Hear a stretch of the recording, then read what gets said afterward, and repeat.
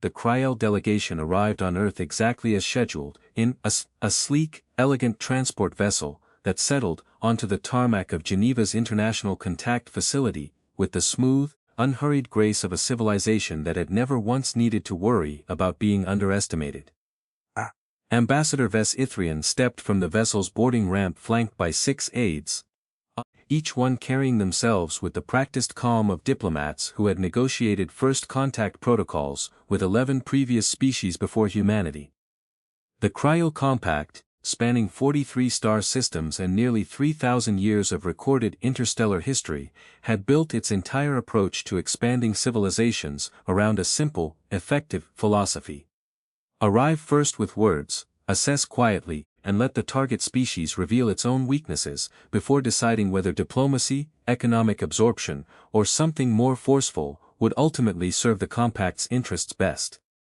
A pleasure to finally stand on Terran soil, Ambassador Ithrian said, addressing the assembled crowd of human diplomats, scientists and government officials through a translation device that rendered his native Kryell speech into flawless, if slightly formal, English. The Kryell Compact has watched your civilization's development with great interest for the better part of 2 decades. We come today in a spirit of open cooperation, eager to explore what a formal relationship between our two peoples might yield. Secretary General Amara Diallo, representing the newly formed Terran Unified Council in humanity's first official, first contact proceedings, offered the practiced diplomatic warmth the moment required, even as she carried, privately, the full weight of briefings her intelligence services had compiled in the 18 months since the Kryell Compact had first announced its intention to establish formal contact. The pleasure is entirely ours, Ambassador, Diallo replied. Humanity looks forward to a thorough and productive dialogue. What neither the assembled press corps nor the visibly satisfied Kryell delegation yet understood was that thorough dialogue was not, in fact, the whole of what the Terran Unified Council had planned. For this historic first encounter, humanity's intelligence services had spent those 18 months piecing together a considerably less flattering picture of the Kryell Compact than the ambassador's warm, opening remarks suggested, drawing on a combination of intercepted communications, defector testimony from a small breakaway faction within Kryell space, and painstaking analysis of the Compact's documented history with the 11 other species it had previously welcomed into diplomatic relations.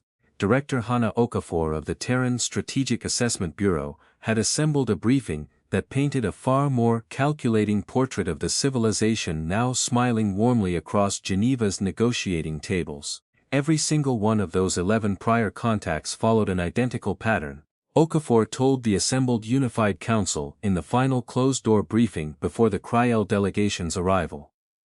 Initial contact is warm, respectful, even generous. Trade agreements are proposed that appear favorable on their surface. Over a period of months to years, those agreements are quietly restructured to create escalating economic dependency on Kryell technology, resources, and logistics networks. By the time the target species recognizes the pattern, they've become so thoroughly integrated into compact economic infrastructure that formal protective annexation becomes, in practical terms, nearly impossible to resist without catastrophic economic self-harm. And you believe that's their intention with humanity? Said Council Chair Ricardo Vasquez. I believe it's their standard operating procedure, and I have no evidence humanity is being treated as an exception. Okafor said, their entire diplomatic approach is built around a single core assumption they've apparently never had reason to question in 3,000 years of expansion, that any species eager enough for interstellar partnership will overlook the fine print until it's too late to matter. Secretary General Diallo had absorbed this briefing with the same careful, methodical attention she'd applied to every major decision of her career, and had ultimately proposed a strategy that several members of the Council found, initially, alarmingly bold for a species engaging in its very first formal contact with an interstellar power. We don't reject their diplomacy, Diallo said. We don't need to, and doing so would confirm every assumption they likely already hold about human insecurity in the face of a more established civilization. Instead, We simply make sure that from the very first handshake, they understand precisely what kind of species they're actually negotiating with. The diplomatic proceedings, over their first 3 days, unfolded exactly as Director Okafor's briefing had predicted. Ambassador Ithrian's delegation proposed a series of trade frameworks that appeared, on careful surface reading, remarkably generous. Preferential access to advanced Kryell medical technology, assistance modernizing Earth's orbital infrastructure, and what the Compact's own documentation termed a developmental partnership fund that would provide substantial upfront resources to accelerate human technological growth.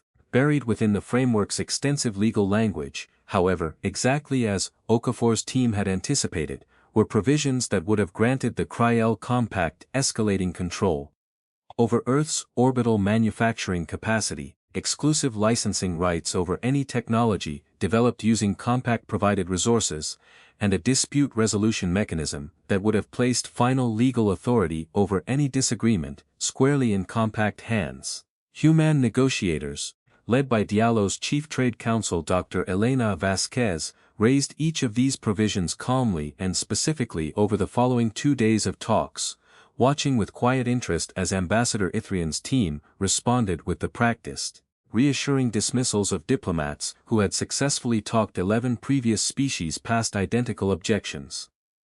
These are simply standard protective measures, common to any developmental partnership between an established power and an emerging one.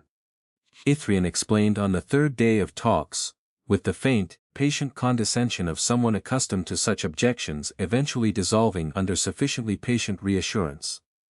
I assure you, Dr. Vasquez, the Compact's intentions here are entirely benevolent. Every species we have welcomed into partnership has ultimately found arrangements to their considerable benefit.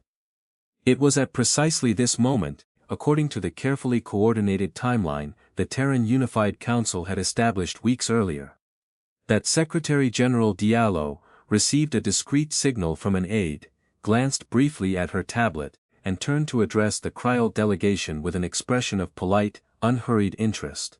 Ambassador Ithrian, before we continue, I believe there's something you and your delegation should see.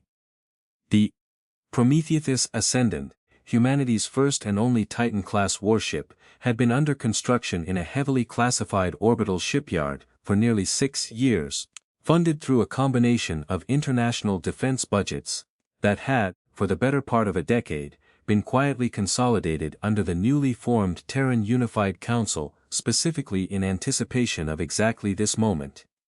The day humanity would need to demonstrate, unambiguously and without a single shot fired, that it was not a civilization to be casually absorbed into someone else's sphere of influence.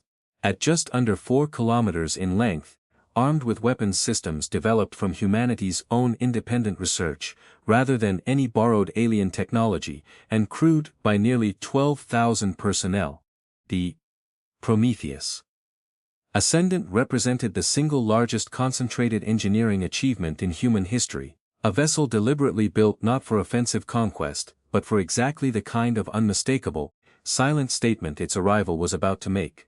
Through the negotiating chamber's expansive observation windows, overlooking Lake Geneva, under a clear afternoon sky, the assembled Kryell delegation watched as the Prometheus Ascendant descended into low orbit above the city.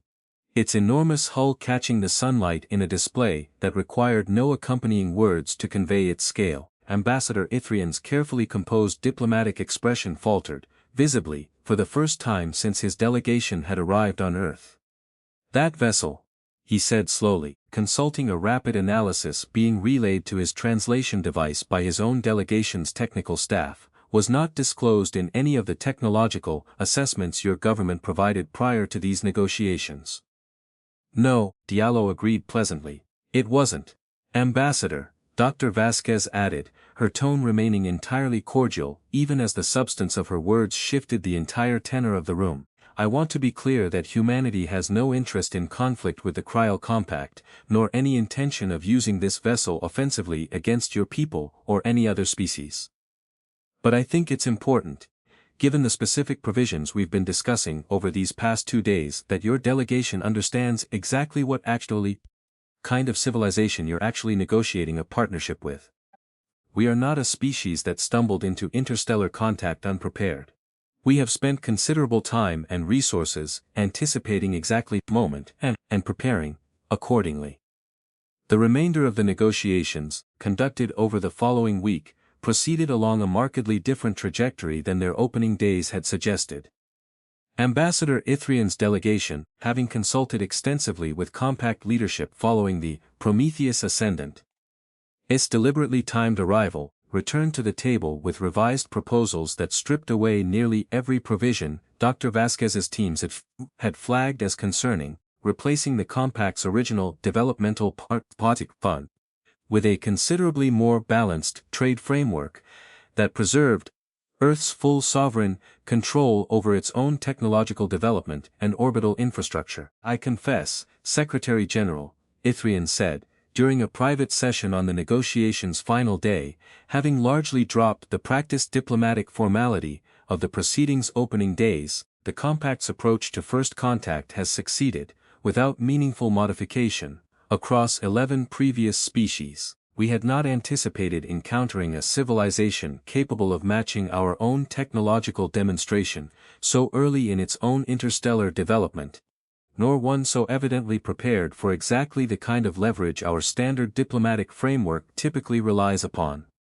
We didn't build the Prometheus Ascendant because we expected the Compact to arrive with hostile intentions, Ambassador, Diallo replied. We built it because we've learned, across our own species' considerably shorter and more violent history, that the terms of any negotiation are rarely determined by who has the better intentions. They're determined by who understands their own position clearly enough to negotiate from genuine strength rather than genuine need. We wanted this partnership to begin with both sides negotiating from that position, rather than one. Ithrian studied the Secretary General for a long moment, something in his expression shifting toward what human observers in the room would later describe, in their own reports, as genuine respect, rather than mere diplomatic courtesy. Then perhaps, he said, this partnership will prove considerably more equal, and considerably more durable, than any the Compact has previously established. The formal trade and diplomatic agreement, signed between the Terran Unified Council and the Kryell Compact 1 week later, bore little resemblance to the framework Ambassador Ithrian's delegation had originally proposed, reflecting instead months of careful preparation on humanity's part, and a single, unmistakable demonstration that had fundamentally reset the balance of power at the negotiating table before a single treaty clause had been finalized. In the years that followed, that agreement would become a frequently cited case study among the Kryell Compact's own diplomatic academies. Not as a failure of Compact strategy, but as the first documented instance of a newly contacted species successfully anticipating and countering an approach that had, until that point, proven reliably effective across 3,000 years of interstellar expansion. Director Hana Okafor, addressing a closed session of the Terran Unified Council, in the negotiations' aftermath, offered what would become the defining assessment of humanity's historic first contact. They sent diplomats because diplomacy had always worked for them before, she said. They assumed, reasonably enough given 11 prior successes, that words alone would be sufficient to establish exactly the kind of relationship they wanted with us, on exactly the terms most favorable to them. What they didn't account for was a species that had spent its own troubled history learning, over and over, the difference between generous words and genuine intentions.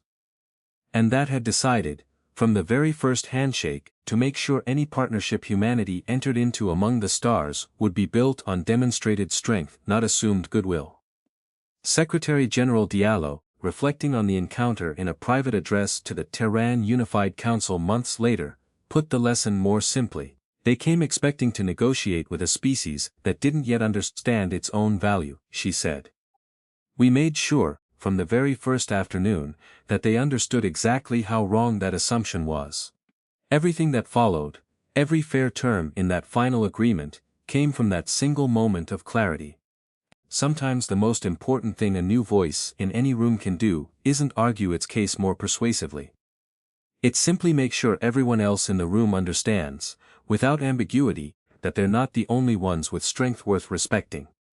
Above Geneva, in the years that followed, the Prometheus Ascendant remained in orbit, not as a weapon poised for conflict, but as a quiet, permanent reminder, to every subsequent visitor from beyond Earth's solar system of the lesson the Kryell Compact had learned in the very first week of humanity's presence among the stars. That this particular species intended, from its very first contact onward, to be treated not as a discovery to be managed, but as an equal to be respected. Word of the encounter spread quickly through the wider network of species connected to the Kryell Compact's diplomatic sphere.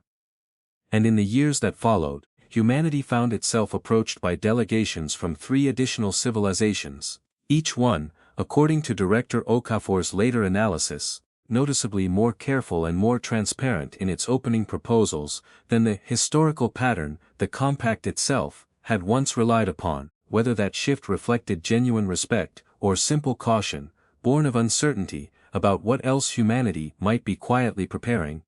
Secretary-General Diallo declined to speculate publicly, offering only that she considered either outcome, in the end, a reasonable foundation for whatever came next.